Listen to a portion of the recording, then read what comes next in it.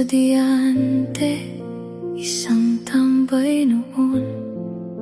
Doon nagsimula ang kwento natin.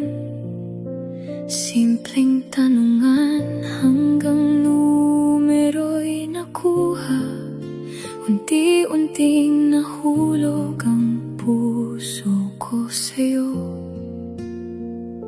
Ako si Joy, ikaw naman si Queenie.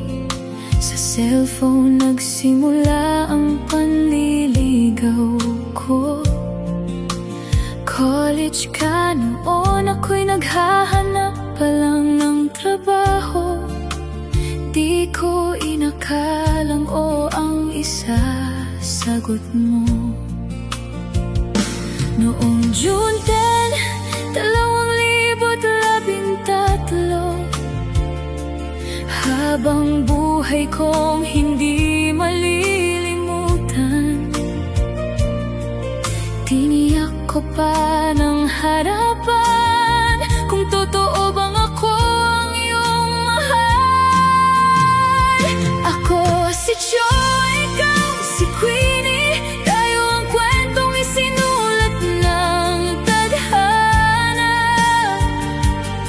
Magkaiba man ang relihiyon at kasarian, hindi naging hadlang ang tunay na pagmamahalan. Kahit ilang unos ang dumating sa atin, hindi tayo natutong bumitaw kailanman.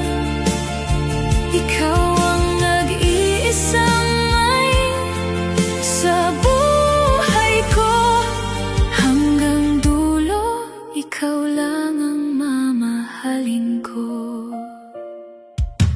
Pinupuntahan kita noon sa school mo.